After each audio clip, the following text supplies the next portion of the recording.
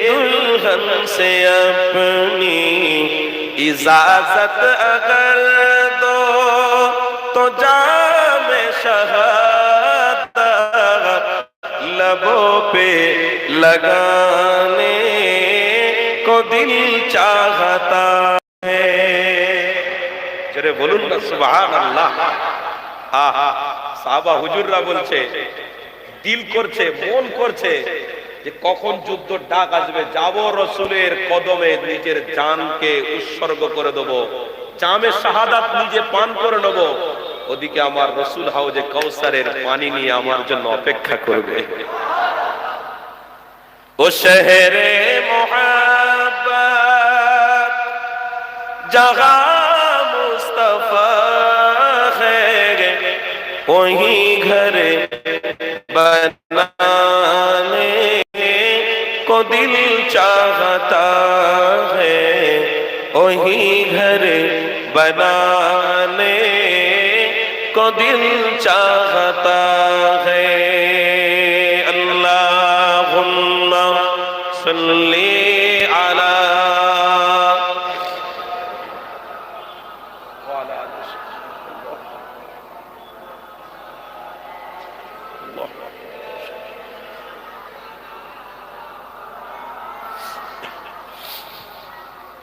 मोहब्बत ज़िक्र ला इलाहा इल्लल्लाह ला इलाहा इल्लल्लाह ला इलाहा इल्लल्लाह मुहम्मदुर रसूलुल्लाह हस्बी रब्बी जल्लल्लाह मा फी क़ल्बी गैरुल्लाह नूर मुहम्मद सल्लल्लाहु अलैहि ला इलाहा इल्लल्लाह ला इलाहा इल्लल्लाह ला इलाहा जोरे जोरे ला इलाहा। माशाअल्लाह माशाअल्लाह, खूब दरद दिए। ला इलाहा इल्लल्लाह ला इलाहा इल्लल्लाह ला इलाहा इल्लल्लाह मुहम्मदुर रसूलुल्लाह। अल्लाहुम्मा सल्ली अला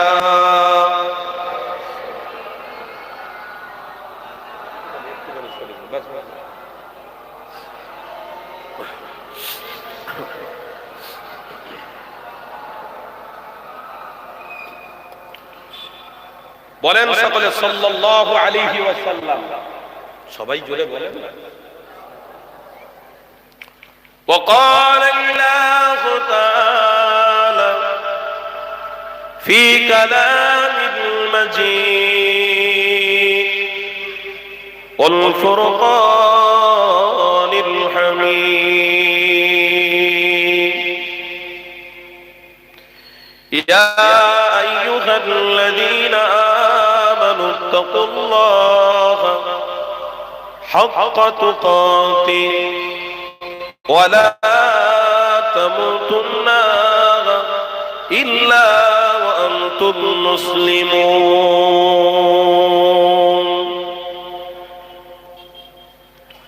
وقال النبي صلى الله عليه وسلم إن من عشرة الساعة أن يرفعوا علمه ويثبت الجهل ويشرب الخمر ويزهر الزنا. صدق الله العظيم.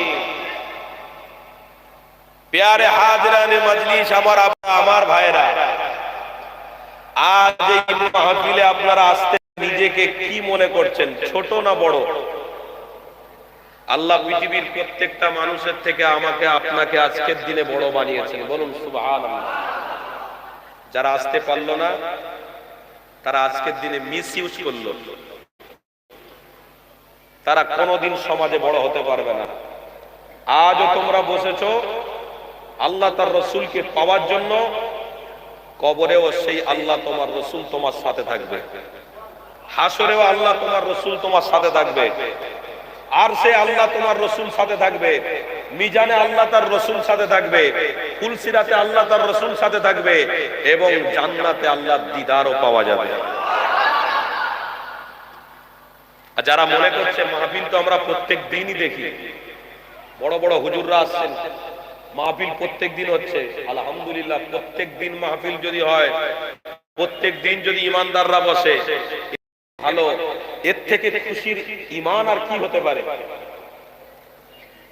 এর থেকে ভালো আর কি হতে পারে? যে প্রত্যেক দিন আমরা মাহফিল পাচ্ছি, প্রত্যেক দিন 5 ওয়াক্ত আজান শুনতে পাচ্ছি, 5 ওয়াক্ত নামাজের জন্য মসজিদে যাচ্ছি, আমার কন্যাকে মহিলা মাদ্রাসায় দিয়ে ইলম শিক্ষা অর্জন করার সুযোগ আল্লাহ দিয়েছে, করছি। তাহলে এর থেকে আর কি বেশি চান, কি আশা করছেন? এই ভারতবর্ষের পশ্চিম বাংলায় এই আশা যে আপনারা করছেন, এটা একমাত্র মুহাম্মদ রাসূলের প্রেমের সদকা। জোরে বলুন কেন? এই পশ্চিম বাংলার জমিনে তোমার আমার পীর মুজাদ্দিদুল জামান, আমিরুশ শরিয়াত, কুতুবুল আলম, আমার দাদা পীর রহমাতুল্লাহ আলাইহি পুরো পশ্চিম বাংলাতে রাসূলের প্রেমকে বিস্তার করে গেছেন। রাসূলের প্রেমকে পুরো পশ্চিম বাংলার মানুষের ঘরে ঘরে ইসলামের আলোকে তিনি জ্বালিয়ে দিয়ে গেছেন। সেই মুজাদ্দিদে জামানের লাখতে জিগার কলিজার টুকরা আওলাদরা আজ পর্যন্ত কষ্ট করছেন। ইনশাআল্লাহ এই মুজাদ্দিদে জামান যে রাসূলের দেখানো রাস্তায় আপনাকে আমাকে রেখে গেছেন, ইনশাআল্লাহ কবরে, হাসরে, মিজানে ইনশাআল্লাহ আমরা মুক্তির রাস্তায় থাকছি, আর তার জন্য আমরা মুক্তিও পাচ্ছি। বলুন ইনশাআল্লাহ। কিন্তু বড় দুঃখ লাগে, একদিকে মাদ্রাসার মাহফিল, আরেকদিকে আমার ঘরের ছেলেরা এই মাহফিল উপলক্ষ কেন্দ্র করে আজকে তারা ইয়ারকিতে মুগ্ধ, তারা কোনো একটা কাজে ব্যস্ত, তারা কোনো একটা সিস্টেমের মধ্যে যুক্ত। বড় দুঃখ লাগে। বিশ্বাস করুন, পৃথিবীতে অর্থ ইনকামের জন্য আমরা কত না কষ্ট করি। রাত 2:30টার সময় পেটে খাবো, বউ ভালো থাকবে, বাচ্চা ভালো থাকবে, গাড়ি চড়বো, বাড়ি করব, নিজের শরীরের দিকেও তাকাই না। কত কষ্ট করি, কত জাদ্দোজেহাদ করি। রাস্তায় যখন বেরিয়ে খাটার জন্য যাই, আমরা চিন্তাও করি না যদি কেউ গুলি নিয়ে দাঁড়িয়ে থাকে আমাকে কোথায় মেরে ফেলে দেবে, কোথায় আমার লাশ চলে যাবে, সে চিন্তাও আমরা করি না। আমরা একটাই চিন্তা করি যে আমার পেট বাঁচবে কি করে, কেন সমাজ তো আমাকে খাওয়াবে না, কোনো মানুষ তো আমাকে গালে তুলে দেবে না, কোনো মানুষ তো আমাকে বড় জায়গায় পৌঁছে দেবে না। নিজের কষ্টই নিজেকে বড় জায়গায় পৌঁছাতে হবে, নিজের চেষ্টায় নিজেকে বড় জায়গায় পৌঁছাতে হবে। কেউ পিছনে তোমার বিরুদ্ধে গালি দিল, কেউ পিছনে তোমাকে টান দিল, কেউ পিছনে তোমার বিরুদ্ধে কথা বললো, তার দিকে আমাকে ছুটলে হবে না, আমার মাকসাদের দিকে ছুটতে হবে। যে মাকসাদের দিকে গেলে আমার পেটে খাওয়া হবে, আমার বাচ্চার পেটে আহার যাবে, আমার বিবির পেটে আহার যাবে, আমার কন্যার পেটে আহার যাবে। কিন্তু যুবক মনে রাখবে, এটা তো সামান্য।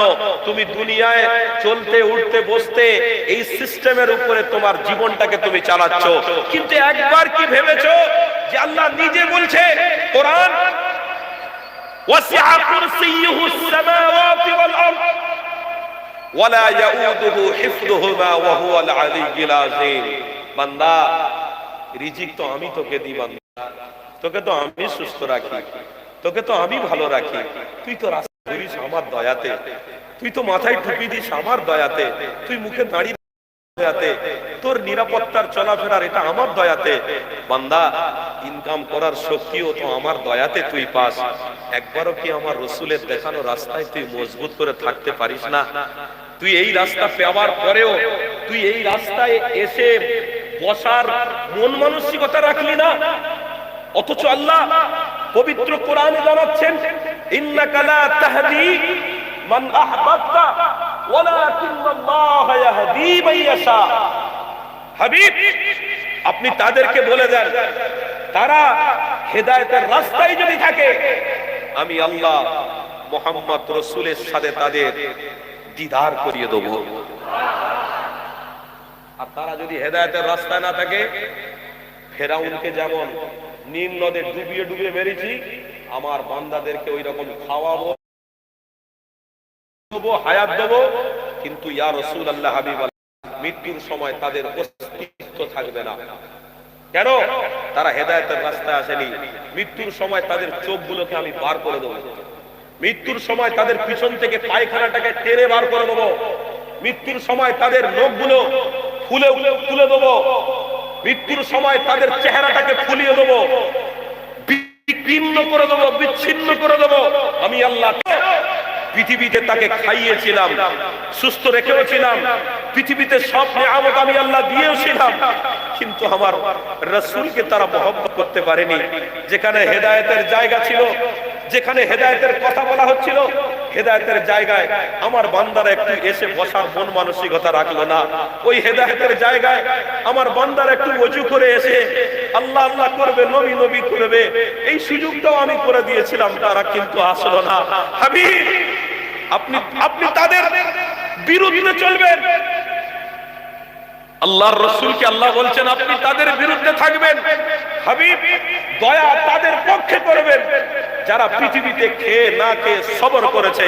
ইয়া আইয়ুহাল্লাযীনা আমানু ইসতাঈনু বিস-সাবরি ওয়াস-সালাহ ইন্নাল্লাহা মা'আস সাবিরিন। হাবিব, তাদের দিকে আপনি থাকবেন, আমি আল্লাহ কিন্তু তাদের দিকেই রয়েছি। জোরে বলুন। যারা আমার দিকে নেই, আমার হাবিবের দিকে নেই, আমি আল্লাহ তাদের দিকে নেই।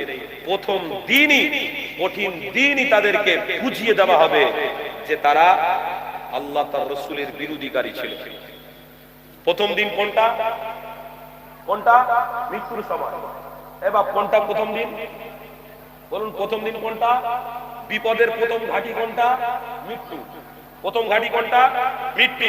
ওই মৃত্যুর সময় হাজার মানুষ আপনাকে দেখতে আসবে, দেখে এসে কেউ গায়েও হাত দেবে না, কেউ আপনার হাতও ধরবে না, কেউ চেহারাতে হাত বুলিয়েও দেবে না। বাপ সব যে যার আসবে, দেখবে চোখগুলো বড় হয়ে আছে, পালা, আর দেখতে যাসনি, এই দেখতে যাসনি, চোখ বড় হয়ে গেছে, চল্লা চল্লা দেখিস, দেখলে ভয় লেগে যাবে। বল কি বলিস? বলে হ্যাঁ রে, লোকটা ভালো ছিল, চোখ বেরিয়ে চলে এসেছে। কি বলি?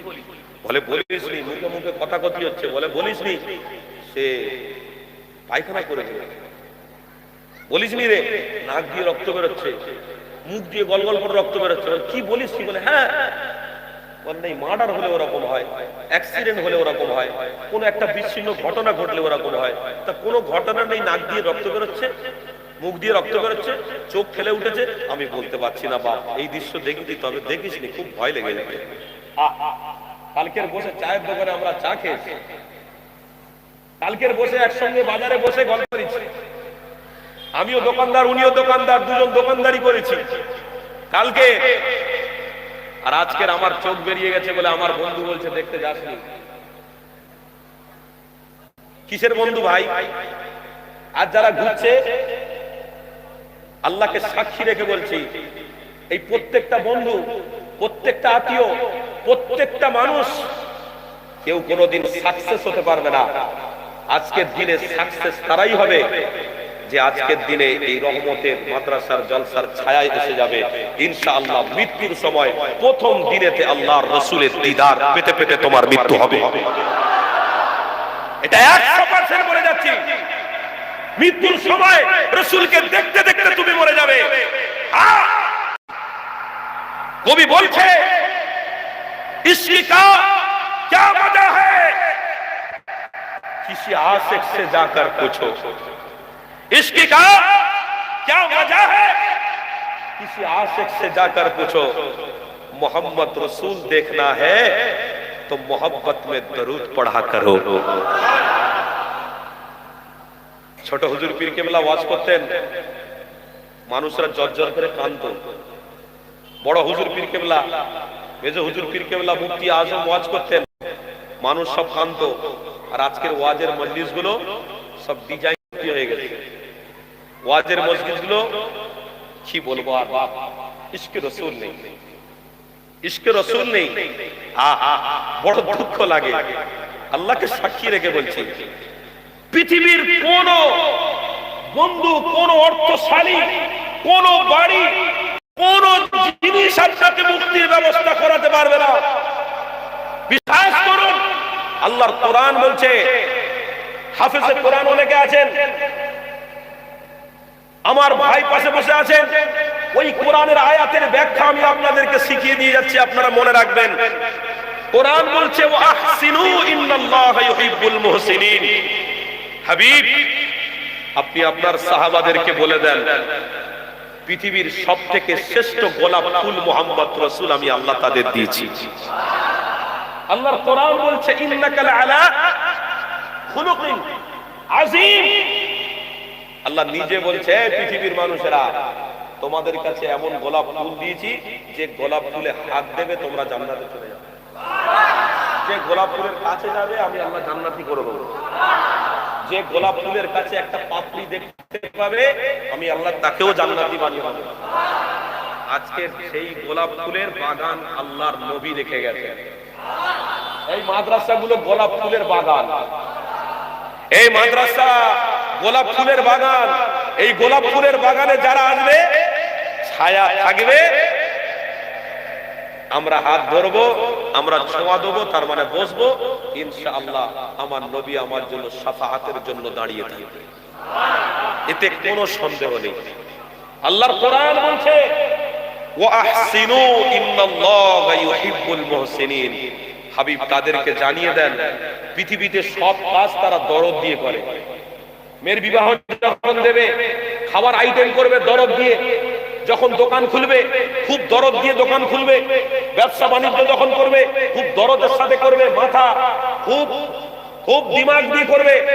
যখন কোন একটা গুরুত্ব কাজ করবে, ব্যাংকিং হোক বা টিকিট হোক বা সফরের জন্য হোক, কোন একটা কাজ করবে খুব দরদের সাথে করবে। হাবিব, আপনি তাদেরকে জানিয়ে দেন, পৃথিবীর কোন দরদ আমার কাছে গ্রহণযোগ্য নয়, আমার কাছে ওই দরদটা গ্রহণযোগ্য যেখানে আমার কথা হবে, আমার হাবিবের কথা হবে। সেই জায়গায় যারা আসবে তারা দরদ দিয়ে যদি একটু অপেক্ষা করতে পারে, তো আমি আমার জান্নাতটাকে ওই উম্মতের জন্য অপেক্ষা করিয়ে রাখবো। একটা কবি কবিতা লিখেছেন ইংরেজিতে, do not lie in wait, যারা অপেক্ষা করবে তারা ফল পাবে। একটা কবি বলছেন, কুছ দিন কি দুরিয়া হ্যায়, कुछ दिन की दूरियां है, बस मोहम्मद रसूल को मोहब्बत करके देख, तेरे लिए जन्नत इंतजार कर रहा है। বিশ্বাস করো। আর সেই ছায়া, আর সেই ছায়া থেকে যারা চলে গেছে, কওমে লূতদেরকে ধ্বংস হয়ে আর জাতিকে ধ্বংস করে দেওয়া হয়েছে এই ছায়া। আজ আমরা রসুলের উম্মত, বিশ্বাস করুন এই ছায়া পেয়ে আমরা গর্বিত। বলুন আলহামদুলিল্লাহ, জোরে বলুন আলহামদুলিল্লাহ। তাহলে আসেন একটু আলোচনার দিকে ফিরে যাই। আল্লাহ নবী নবী দয়া নবী আমার ১৫০০ বছর আগে তোমাকে আমাকে রহমতের ছায়ার মধ্যে রেখে গেছে। তোমাকে আমাকে ইহদিনাস সিরাতাল মুস্তাকিমের রাস্তা দেখিয়ে গেছে। আল্লাহ নবী তোমাকে আমাকে ইহদিনাস সিরাতাল মুস্তাকিম, সঠিক রাস্তা, সঠিক পথ, নাজাতের রাস্তা, নাজাতের পথ, এই রাস্তাতে আপনাকে আমাকে রেখে গেছে। তাই নবী ১৫০০ বছর আগে এই নাজাতের রাস্তা দেখাতে গিয়ে আমার হাবিব পাকের দাঁত মোবারকটা শহীদ করতে হয়েছে। আমার নবী পাকের রক্ত ঝরেছে, আমার হাবিব পাকের কত না কষ্ট হয়েছে, কিন্তু আমার হাবিব পাক নাজাতের রাস্তা থেকে সরে আসেনি। আল্লাহ নবী সাহাবাদেরকে জানাতে লেগেছে, ওরে আমার সাহাবারা, আমি রাসূলুল্লাহ তোমাদেরকে জানিয়ে দিলাম, এই নাজাতের রাস্তাটাতে ধরে রাখো, এই নাজাতের রাস্তাটাকে মজবুত করে ধরে রাখো। আমি নবী পাক জানিয়ে দিলাম, অবশ্যই তারা আমার সাথে জান্নাতে চলে যাবে।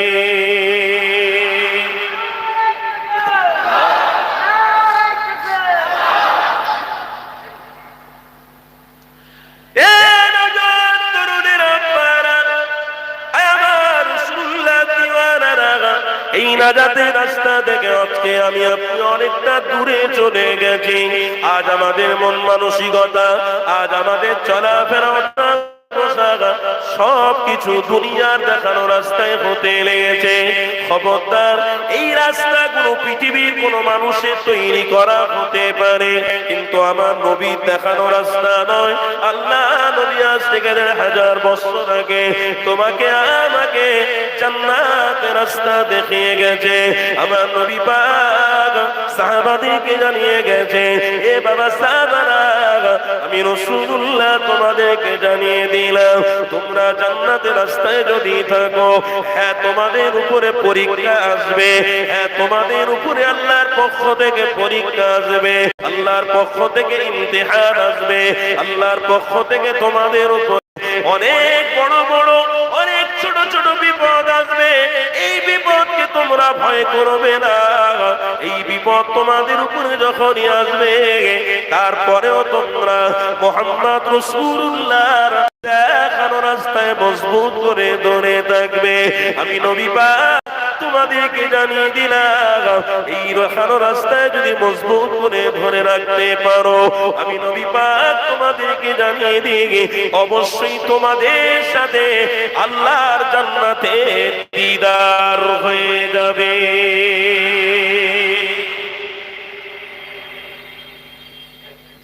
আমার বাপেরা, আমার ভাষা, আমার কথা কি আপনাদের অসুবিধা হচ্ছে? বিশ্বাস করুন, তাকওয়াওয়ালা মাহফিলে বসেছেন, বলুন আলহামদুলিল্লাহ। প্রত্যেকটা সেকেন্ড, প্রত্যেকটা মিনিট আজকের আল্লাহর দরবারে কবুল হচ্ছে। প্রত্যেকটা সেকেন্ড, প্রত্যেকটা মিনিট আল্লাহর দরবারে কবুল হচ্ছে। বিশ্বাস করুন, কেন কবুল হচ্ছে? এই জন্য এক তো নবীর ঘরের মাদ্রাসার জলসা, আর দ্বিতীয় আল্লাহর রহমত রাসূলের ওসিলায় আপনারা আছেন। জোরে বলে বলে এর জন্য আপনারা প্রত্যেকটা সেকেন্ড, প্রত্যেকটা মিনিট কবুলিয়াতের জায়গায় আছেন, কবুলিয়াতের রাস্তায় আপনারা রয়েছেন। পৃথিবীতে কোন জিনিস কবুলিয়াতের নয়, পৃথিবীতে কোন সিস্টেম কবুলিয়াতের নয়। একটা সিস্টেম কবুলিয়াতের, মুহাম্মদ রাসূলের দেখানো সিস্টেমটাই কবুলিয়াতের। এছাড়া পৃথিবীতে যা আছে, সে রাইটার্স বিল্ডিং বলুন, বা ওয়াশিংটন বলুন আমেরিকার, বা ইংল্যান্ডের বড় একটা অফিস বলুন, বা থাইল্যান্ডের কোন একটা অফিস বলুন, বা থাইল্যান্ডের কোন একটা ক্ষমতাশালীর কথা বলুন, বা পৃথিবীর শ্রেষ্ঠ জায়গা হয়তো আমাদের কাছে অর্থশালীর মধ্যে আমেরিকা, এই আমেরিকার কোন একটা বিষয় নিয়ে আলোচনা করুন। পৃথিবীতে কোন জিনিস দিয়ে আপনাকে আমাকে হেদায়েত বা মুক্তি দেওয়া যাবে না। পৃথিবীতে একটা জিনিস দিয়ে উম্মতকে বাঁচানো যাবে এবং উম্মতকে জান্নাতি বানানো যাবে, আমার আল্লাহ বলেছেন, সেটাই হলো মুহাম্মাদুর রাসূলুল্লাহ। বিশ্বাস কর, আল্লাহকে সাক্ষী রেখে বলছি, বিশ্বাস করো বাপ, একটাই ম্যাগনেট আল্লাহ ছেড়ে দিয়েছে, যে ম্যাগনেটের ছায়াতলে আসবে সেই জান্নাতি। ম্যাগনেট মারাত্মক ম্যাগনেট, এই ম্যাগনেটের নাম হলো মুহাম্মাদুর, ম্যাগনেটের নাম হলো মুহাম্মাদুর সাল্লাল্লাহু আলাইহি ওয়াসাল্লাম। কিছুদিন আগে আমেরিকায় একজন বক্সার ছিল, আমার কথা বুঝছেন তো? একজন বক্সার ব্যক্তি আমেরিকায়, অর্থশালী, ক্ষমতাশালী। ওই বক্সার ব্যক্তি আমার রাসূল পাকের দরবারে গিয়ে চোখের পানি ফেলে ফেলে কাঁদছে। পৃথিবীর প্রত্যেকটা মানুষের কাছে মেসেজ গেল, কেঁদে কেঁদে বলছে, পৃথিবীর মানুষেরা, আমার কাছে অর্থ ছিল, আমার কাছে গাড়ি ছিল, আমার কাছে বাড়ি ছিল, আমার কাছে দুনিয়ার সবকিছু ছিল, ক্ষমতা আমার কাছে ছিল, কিন্তু পৃথিবীর কোন জিনিসে এত মজা পাইনি যতটা মজা একটা ম্যাগনেট মুহাম্মদ রাসূলকে প্রেম করে পেয়েছি। আজকে দিনে দিনে ইসলামটা জয় হচ্ছে। আমেরিকা বলুন, থাইল্যান্ড বলুন, জাপান বলুন, জার্মান বলুন, ইংল্যান্ড বলুন, সমস্ত জায়গায় যে ম্যাগনেটের কাছে আসছে জানার জন্য, ওই ম্যাগনেটকে ভালোবেসে ইসলাম গ্রহণ করে নিচ্ছে। আল্লাহকে সাক্ষী রেখে বলছি, প্রত্যেকটা মানুষ পৃথিবীর কোন একটা কালচারের মধ্যে ছাড়া ছিল, তারা ওই কালচার দিয়ে বাঁচার আশা করেছিল, কিন্তু কোন কালচারে তারা বাঁচতে পারছে না। কেন? যে কালচারে তারা যাচ্ছে, দেখছে উলঙ্গ নারীর নাচ হচ্ছে, যে কালচারে তারা যাচ্ছে, প্লেনে আন্ডারপ্যান্ট পরা মেয়ে ছেলে উঠছে। যে কালচারে তারা যাচ্ছে, দেখছে নারীরা সবকিছু, পুরুষদের হাতে কিছু নেই। যে কালচারের মধ্যে যাচ্ছে, বলছে নারীরা সবকিছুই পৃথিবী, পুরুষরা কিছু নয়। তো পৃথিবীর বড় বড় সায়েন্স, বড় বড় গবেষক যারা আছে, তারা প্রত্যেকেই দেখছে গবেষণা করে যে প্রত্যেকটা কালচারের মধ্যে কিছু না কিছু ভুল আছে। আল্লাহকে সাক্ষী রেখে বলছি, মুহাম্মদ রাসূলের দেখানো কালচারের মধ্যে একটা এখনো পর্যন্ত ভুল ধরাতে পারে। আর মুহাম্মদ রাসূলের কালচার কি? মানুষকে ভালোবাসা। মুহাম্মদ রাসূলের কালচার কি? কোন ধর্মকে আঘাত না করা। মুহাম্মদ রাসূলের কালচার কি? প্রত্যেকটা মানুষকে বুকের মধ্যে টেনে নেওয়া, প্রত্যেকটা মানুষকে দরদ দিয়ে ভালোবাসা। মসজিদে গিয়ে নামাজ পড়তে যাবে, একটা গরিব লোক প্রথম কাতারে থাকবে আর একটা বড় লোক পিছনের কাতারে থাকবে। এই কালো সাদা বড় ছোটর মধ্যে কোনো পার্থক্য নেই। মুহাম্মদ রাসূলের দেখানো কালচার কালো সাদা বড় ছোট অর্থ গরিব কিছু দেখা নয়, প্রত্যেক আমরা সমান। জোরে বলে, প্রত্যেকে আমরা এক, প্রত্যেকে আমরা সমান। আমরা কেউ বড় লোক কেউ গরিব লোক ভাগাভাগি করি না। কেন? আমরা দ্বীন ইসলামুন, আমরা সেই কালচারের প্রতীককে মানি যে কালচারকে খুদ আল্লাহ নিজে মোহাম্মত করে দুনিয়ায় ছেড়ে দিয়েছিল।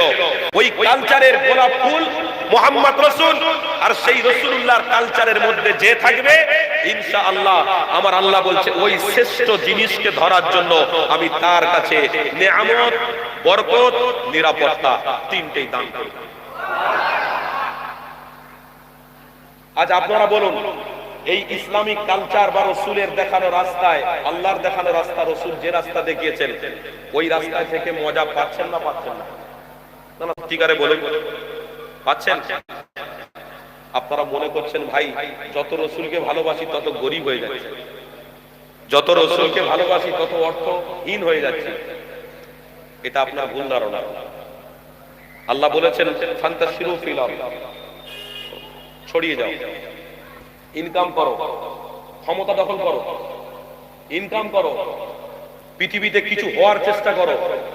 গরিব থাকার চেষ্টা করোনি, ক্ষমতাশালী হও, অর্থ ইনকাম করো, প্রত্যেক মানুষ ইউনিটি থাকো, প্রত্যেক মানুষের ভিতরে মিল মোহাব্বত রাখো, আর প্রত্যেক মানুষের সঙ্গে সংযোগ, প্রত্যেক মানুষের সঙ্গে ভ্রাতৃত্ব ভালোবাসা নিয়ে চলার চেষ্টা করো। এটা আমার রাসূল বলেছে। প্রত্যেক মানুষ এই কালচারের উপরে চললে হয়তো পৃথিবীর কোন একটা কালচার তোমাকে গরিব বানিয়ে দিতে পারে, কিন্তু হাকিকাতে আমরা গরিব নয়, আমাদের কাছে আল্লাহ তার রাসূল রয়েছে। পৃথিবীর কোন কালচার আমাদেরকে গরিব বানিয়ে দিতে পারে, কিন্তু আমরা গরিব। হ্যাঁ বলুন, আমরা গরিব। যার কাছে রাসূল আছে তার কাছে অর্থের দরকার আছে, যার কাছে নবী আছে তার কাছে ক্ষমতার দরকার আছে, যার কাছে রাসূল আছে তার কাছে দুনিয়ার লোভের দরকার আছে, যার কাছে রাসূল আছে তার কাছে মার্ডার করার কোন দরকার আছে, যার কাছে রাসূল আছে এক বিঘত এক হাত জায়গার জন্য ভাইকে মারতে হবে এই সিস্টেমের দরকার আছে, যার কাছে রাসূল আছে তার কদমে দুনিয়া হাজির করে দিয়েছে আল্লাহ। বিশ্বাস করুন, সেই ম্যাগনেট। তাহলে একটা হাদিস আমার মনে পড়ে গেল, এই হাদিসটা আপনাদেরকে শুনিয়ে দিই। আল্লাহ নবী নবী দয়াল নবী আজ থেকে ১,৫০০ বছর আগে তোমার আমার নবী নবী দয়াল নবী হেঁটে হেঁটে চলে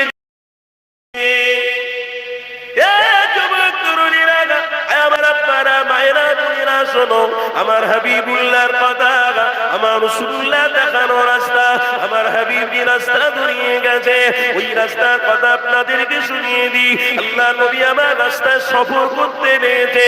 হযরত জাবির হুজুর আমার নবী পাকের পিছনে পিছনে সফর করতে লেগেছে।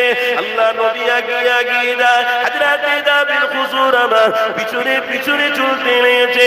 কিতাবের মধ্যে রয়েছে গো, আল্লাহ নবী আমার আগিয়ে আগিয়ে যখন যেতে লেগেছে,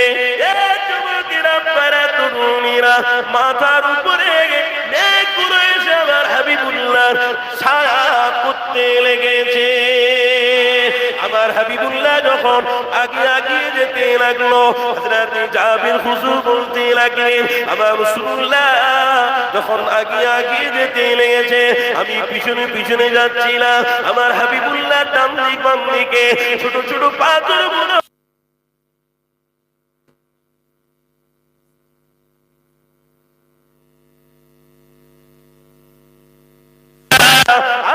আগিয়ে যেতে লেগেছে। আমি জাবির পিছনে পিছনে যাচ্ছিলাম।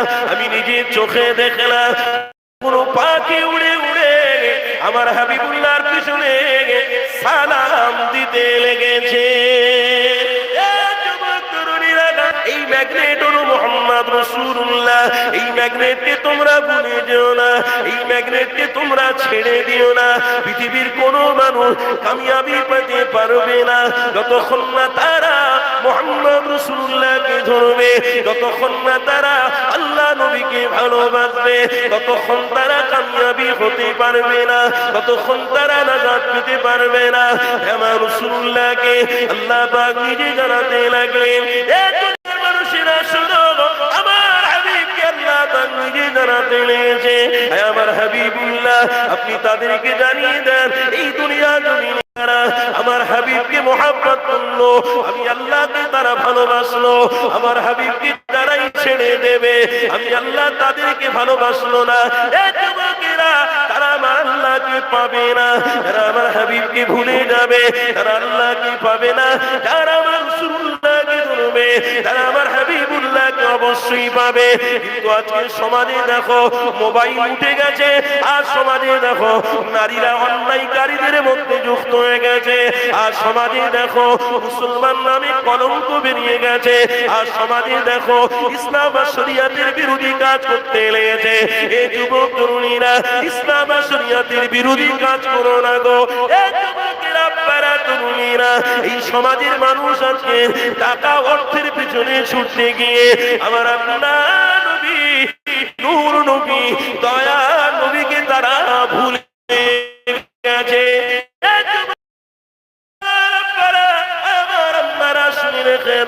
আমার হাবিবকে ভুলে যেও না গো, আমার রাসূলকে ছেড়ে দিও না গো, কেননা কবরে আমাকে যেতে হবে। ওই কবরে তোমার আমার জন্য মুহাম্মদ রাসূলুল্লাহ থাকবে, হাসরে আমাকে দাঁড়াতে হবে।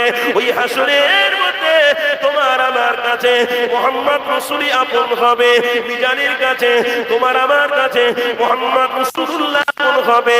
ফুলসিরাতের রাস্তার সামনে তোমার আমার কাছে মুহাম্মদ রাসূলুল্লাহ আপন হবে।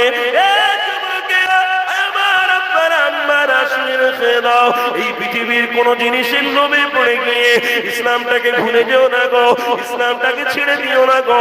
আমার রাসূলুল্লাহ দেখানো রাস্তাটাকে ভুলে যেও না গো। আমার আল্লাহ আমার হাবিবকে এই দুনিয়ার জমিনে তোমার আমার জন্য মুক্তির ব্যবস্থা করে বানিয়েছে। আরে কোন নবীকে পেয়েছি, যুবকেরা তরুণীরা ওই রাসূলুল্লাহকে যারাই মহব্বত করেছে আল্লাহ তাদেরকে জান্নাতের মাকাম পূর্ণ বানিয়ে দিয়েছে। একটা হাদিস আমার মনে পড়ে গেল, এই হাদিসটা আপনাদেরকে শুনিয়ে দিই। হযরত জাবির হুজুরের কথা। আমার নবী পাক একদিন সফরের মধ্যে বেরিয়ে পড়েছে। আমার নবী পাকের সাহাবী হযরত জাবির আমার নবী পাকের সাথে সফর করতে লেগেছে। আমার নবী পাক হঠাৎ করে যেতে যেতে হযরত জাবির হুজুরকে বলতে লাগলেন, এ জাবির, আমি রাসূলুল্লাহ, আমার একটু আরামের প্রয়োজন হয়েছে, আমি হাবিবুল্লাহ একটুখানি আরাম করব, আমি রাসূলুল্লাহ একটুখানি আরাম করব। হযরত জাবির হুজুর বলতে লাগলেন, ইয়া রাসূলুল্লাহ, হাবিবাল্লাহ, হুজুর আপনি আরাম যখন করবেন বলছে, এখানে কোনো ছায়ার ব্যবস্থা নেই, এখানে মরুভূমি জায়গা, এই মরুভূমি গরম বালিতে আপনি কি করে এখানে বসবেন? আমি রাসূলুল্লাহর প্রেমিক জাবির, আমার দ্বারা সম্ভব হবে না, এখানে আপনাকে আরাম করতে দেব না। যুবকেরা পারা আল্লাহ নবীর নবী নবী আমার ওই সময় জাবিরকে বলেছিলেন, বাবা জাবির, আমি রাসূলুল্লাহ হাজার দুঃখ হাজার কষ্ট করতে রাজি, কিন্তু আমার উম্মতের জাহান্নামী দাতে দেওয়াতে আমি রাসূলুল্লাহ এতে আমি খুশি হব না। তরুণীরা, কি নবী আল্লাহ আপনাকে আমাকে দিয়েছে গো, আর সেই নবীকে ভুলে গেলাম, আর সেই রাসূলুল্লাহকে ছেড়ে দিলাম, আজ আমার হাবিবের দেখানো রাস্তা ভুলে গেলাম। আম্মারা শোনো শোনো, আমার বাপেরা শোনো, আমার ভাইয়েরা শোনো, আল্লাহ নবীকে আল্লাহ কি নিয়ামত পূর্ণ রাসূলুল্লাহ বানিয়েছে গো। হযরতে জাবির হুজুর বলতে লাগলেন, ইয়া রাসূলুল্লাহ হাবিবাল্লাহ, হুজুর আপনি মরুভূমি এলাকায় গরম বালুতে বুঝবেন না, আমি জাবির আমার দ্বারাই সহ্য করা যাবে না, আমি এখানে আপনাকে বসতে দেবো না, কেন আপনার জন্য আমি জীবনটা উৎসর্গ করে দিতে পারি, কিন্তু আপনার কোনো ক্ষতি হয়ে না, আমি জাবির আমার দ্বারা এটা মেনে নেওয়া সম্ভব নয়। হযরতে জাবির হুজুর বলতে লাগলেন, ইয়া রাসূলুল্লাহ আমি কোন মতে আপনাকে গরম বালুতে বসতে দেব না। আল্লাহ নবীকে বলতে লাগলেন, ইয়া রাসূলুল্লাহ হাবিবাল্লাহ, আমার জামাটা আমি নিজে খুলে বিছিয়ে দিচ্ছি, এই জামার উপরে আপনি বসে পড়ুন। আল্লাহ নবী তখন বলতে লাগলেন, বাবা জাবির রাসূলুল্লাহ তুমি আমাকে এতটা ভালোবাসো, তুমি আমাকে এতটা মহব্বত, গরম বালুতে তুমি আমাকে বসতে দিলে না, তোমার নিজের জামাটা বিছিয়ে দিচ্ছ বাবা। আল্লাহ নবী তখন বলতে লাগলেন, বাবা জাবির রাসূলুল্লাহ তুমি যে একটা ম্যাগনেটকে ভালোবেসেছো, তুমি যে মুহাম্মদ রাসূলকে প্রেম করেছো, আমি জাবির জানিয়ে দিই, আমি রাসূলুল্লাহ তোমাকে জানিয়ে দিই, বাবা জাবির তুমি অবশ্যই আমি হাবিবুল্লাহ আমার সাথে জান্নাতে যাবে। আরো জোরে বলুন।